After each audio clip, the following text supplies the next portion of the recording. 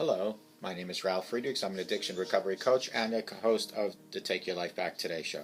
As an addiction recovery coach, I want to share something with you, and let me be crystal clear to leave an everlasting impact upon you. Just imagine being buried alive, but you know you're not dead. You're laying in the coffin, but you don't know how to get out. You try to push the lid. It's too heavy. The dirt upon the lid is preventing you from opening that lid up. You say, "This is it, I'm going to die." But wait, what about if you bang on the lid? Maybe you unsettle all that dirt upon the lid, and maybe, just maybe, someone might notice that you're trying to get out. And they'll start digging their way down to you.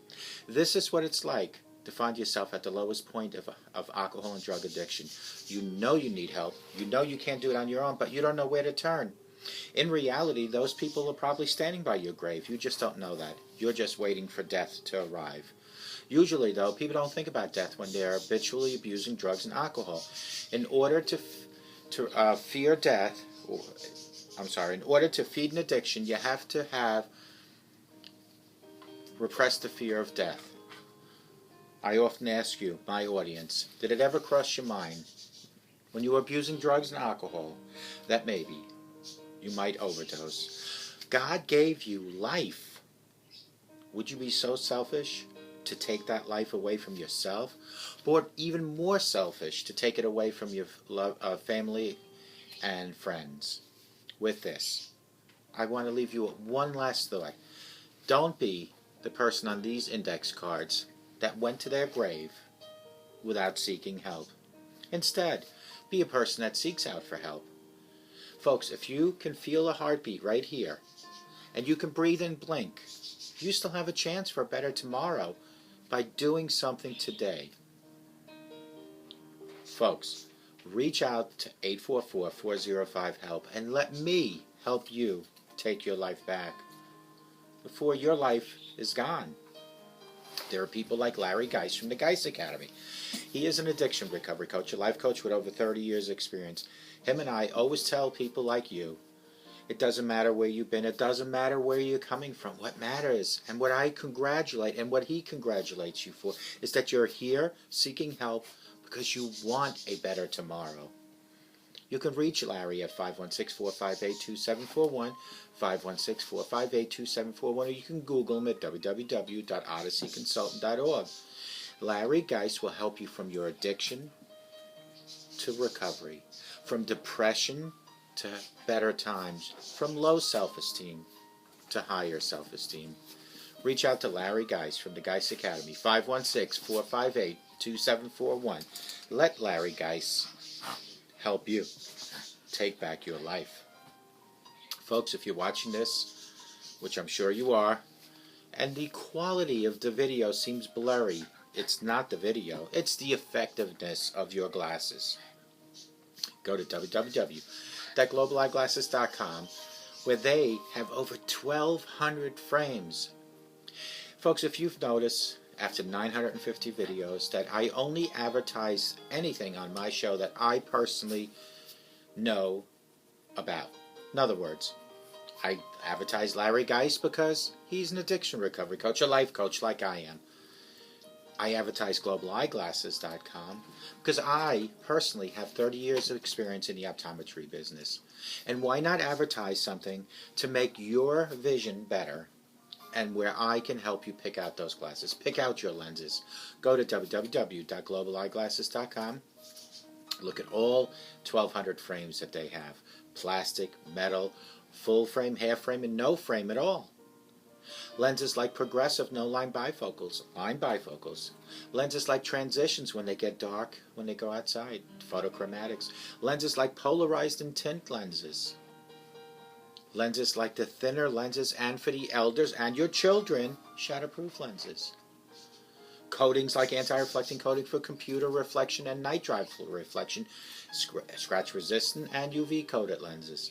These are all available at www.globaleyeglasses.com because they want to focus on saving you money.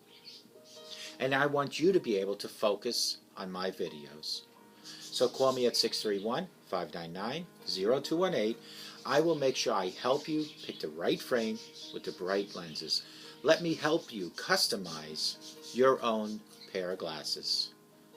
And where else can you go and get someone with 30 years experience to personally help you, and then on top of all that, give you a coupon code for free shipping?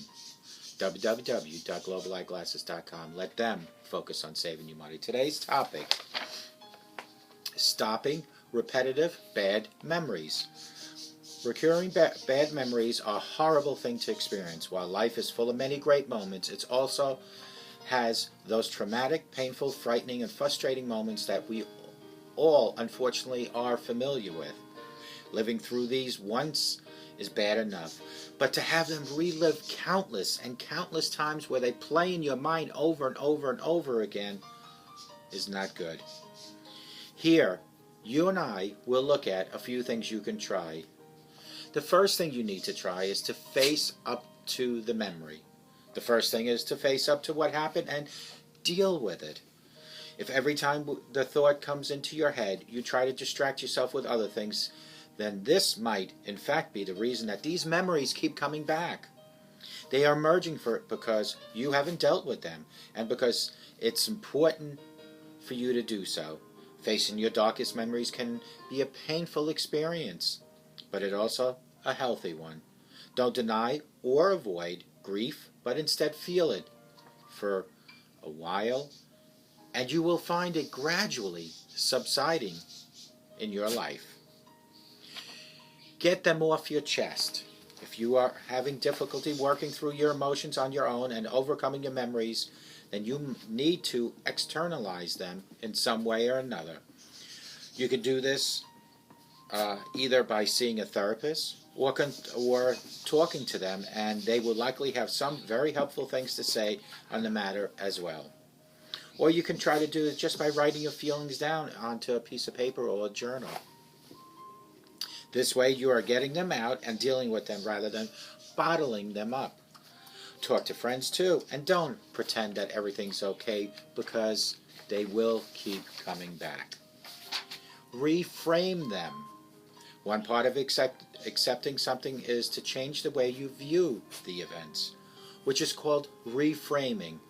If you subscribe to the ideas NLP practitioners, this is a transformative process that can only be liberating and enlightening in equal parts, and there's a positive spin you can put on that even when it seems like the worst memories. If you have had a broken wrist, for instance, then you might have played back the occasion when you were lying in a hospital and were unable to do anything. You might relive that pain, and you might relive the frustration. Instead, though, why not try reliving the positive things that came out of it, because there are probably some positive things. For instance, perhaps during the time you found yourself focusing on your work uninterrupted and the quiet time you had, or maybe you enjoyed the way everyone crowded around you and paid attention to you. Losing a loved one is a little bit more difficulty to reframe. If you've had a parent, a friend, or another relative die, then that might have no obvious silver lining. That's true, but you can focus on other things. For instance, you can focus on how much you love that person in your life. It's the very fact that you love them so much that they have meant so much to you that makes you sad now that they have died. And that's actually a beautiful and rare thing.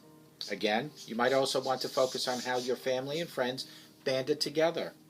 And you might want to think about how they helped shape you into who you are right now, today. Look ahead. Replaying repetitive memories is an act of living in the past and looking back rather than forward. Of course, this is not a matter of choice, and it's not easy to turn around. But it is possible to consciously look to the future for some more positive things. Try to focus on the things you can do now to feel happier and how you're going to make some good memories to outnumber the bad ones. Spend time in company. Finally, when the time has come on when you should move on, the best way to take care of yourself out of yourself is to spend time with friends and family. They will help you feel more normal again and serve the best possible distraction. If you need to, then ask a friend or a family member if you can stay and visit with them. How do you stop bad memories from coming back over and over again? Bad memories happen, or you think about it all the time, and they're a horrible thing to experience. While life is full of great memories and moments, it is the bad ones that we keep thinking about. Some of my bad memories that I think about constantly are my days in the Marine Corps, of some of the NATO floats I was on, and some of the different countries I visited. Not all were great. Bad memory was 2009 in Emmanuel, Alaska, when I had a terrible accident. That bad memory lasted for 3 years of continually thinking about my accident because of surgeries, physical therapy for 3 years from 2009 till 2012, folks. But all that I can overcome with one huge happy moment. And that is the day, June 22nd, 2013, when I found the willpower, the heart, to finally let go of my addiction. Remember, addictions are not, and I repeat, are not by choice, but by disease. All the bad memories on June 22nd, 2013 were swept under the rug. And starting June 22nd, 2013 till today, I've created new memories. Memories of joy, happiness, achievement, personal gain. Those are good memories. So we need to let go of those memories. You need to face up to those memories. The first thing is to face up to what happened, and you need to deal with it. You need to get them off your chest. If you're having difficulty working through your emotions on your own and overcoming your memories, then you might need to externalize them in some way. Sometimes it's good to see a therapist, a counselor. Write them in a journal. You need to reframe those memories. One part of accepting something is to change the way you view the events. Turn them around somehow. You need to look ahead. Replaying repetitive memories is an act of living in the past and looking back rather than forward. Up until June 22nd, 2013, all I kept thinking about is all those years of bad memories. Yet, what I did is 2013, June 22nd, I turned it around. And all I did from that point on till today is look ahead. Of course, this is not a matter of choice, and it's not easy to turn around, but it is possible to consciously look to the future more than to the past. Make some good memories to outnumber the bad ones. That is the goal. Last but not least, and finally, spend time in good company. When the time has come on whether you should move on, the best way to take care of yourself or to take yourself out is to spend time with friends and family. They will help you feel more normal again and serve as best possible distraction. If you need to, then ask a friend and family member if you can visit them or stay with them. Folks, memories are great. Bad memories can be a weight that pulls you down over and over again.